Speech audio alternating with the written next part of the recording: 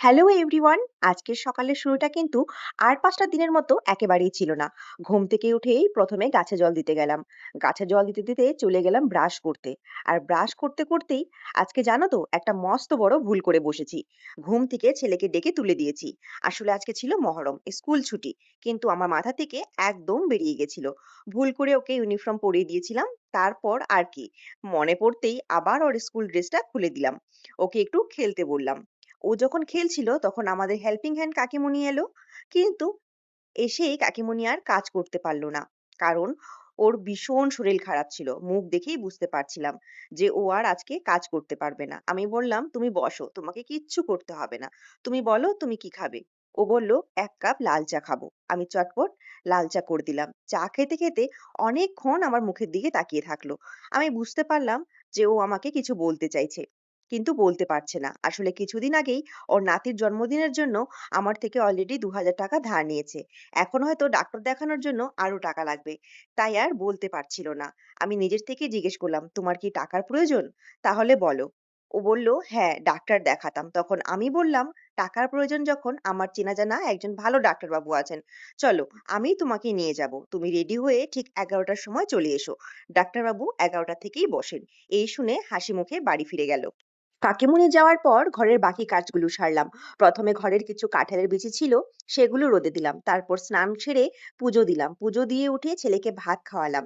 তারপর নিজের সামান্য একটু ব্রেকফাস্ট করলাম, একটু চা, কেক আর বিস্কিট। আজকে সত্যি বলতে অন্য কিচ্ছু বানানোর একদম সময় পাইনি, কারণ রান্নার চাপ ছিল। আবার ১১টার সময় কাকিমুনিকে নিয়ে ডাক্তারের কাছে যাব। দুপুরের রান্না শেষ করে ঘরটা একটু গুছিয়ে নিলাম। ঘর গোছানোর পর দেখি অনেক ধোয়া জামা কাপড় জমে আছে, যেগুলো ভাঁজ করাই হচ্ছিল না। ফোনে কথা বলতে বলতে সেই কাপড়গুলো ভাঁজ করতে লাগলাম। আর প্রায়ই তখন আধা ঘন্টার উপরে লেগে গেল। ভাঁজ করতে করতে হঠাৎ ঘড়ির দিকে তাকিয়ে দেখি, ও বাবা, বেলা ১১টা বেজে গেছে। তাড়াহুড়ো করে রেডি হয়ে বাইরে বেরোতেই দেখি কাকিমণি আমার দরজার মুখে হাজির। সামনে একটা টোটো পেয়ে গেলাম। কাকিমণিকে নিয়ে সোজা চললাম ডাক্তারের কাছে। ডাক্তারবাবু দেখে ওনাকে সর্দি জ্বর কাশির জন্য বেশ কিছু অ্যান্টিবায়োটিক আর ওষুধ দিল। সব মিলিয়ে প্রায় ১,০০০ থেকে ১,৫০০ টাকার ওষুধ হলো। কাকিমণি ডাক্তারখানার বাইরে বসে জল খাচ্ছিল। আমি জিজ্ঞেস করলাম, তুমি কিছু খাবে? বলল, না, এখন কিচ্ছু খাওয়ার ইচ্ছে নেই, বাড়ি যাব। তাই ওনাকে বাড়ি পাঠিয়ে দিলাম। অনেকদিন ধরেই ভাবছিলাম একটু পার্লার যাব, কিন্তু সময় হয়ে উঠছিল না। আর যেহেতু মহরমের ছুটি ছিল, তাই ভাবলাম সুযোগটা হাতছাড়া করলে হবে না। পার্লারে ঢুকে গেলাম। একটু আইব্রো থ্রেডিং করলাম আর ফেসিয়াল করে ফ্রেশ হয়ে বাড়ি ফিরলাম। বাড়ি ফিরে দুপুরে লাঞ্চটা সেরে নিলাম। তারপর ছেলের সাথে বিছানায় শুয়ে শুয়ে একটু খেলাধুলা করতে করতে দুজন কখন ঘুমিয়ে পড়েছি টের পাইনি। যখন ঘুম ভাঙলো, তাকিয়ে দেখি বিকাল ৫টা বেজে গেছে। আমার তো মাথায় হাত। তাড়াতাড়ি করে ১ কাপ চা বানিয়ে রেডি হয়ে দোকানের উদ্দেশ্যে রওনা দিলাম। দোকানে গিয়ে প্রথমে ঘর দুয়ার ভালো করে ঝাড় দিলাম। আজ দোকানে দুজন কাস্টমার এসেছিল। ওনাদের কাপড় দেখানোর পর সে কাপড়গুলো সুন্দর করে ভাঁজ করে রাখলাম। এরপর কিছু কাপড় আমাকে অল্টার করতে দিয়েছিল। সেই কাপড়গুলো কেটে কেটে সেলাই করতে বসলাম।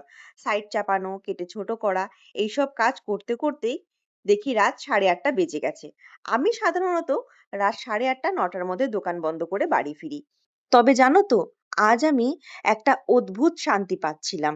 কেন জানি না, আজকে আমার নিজের খুব ভালো লাগছিল যে আমি কাউকে বিপদের দিনে সাহায্য করতে পেরেছি। আজকের দিনটা অনেক দিন পর আমার মনে হচ্ছে সত্যি সার্থক হলো।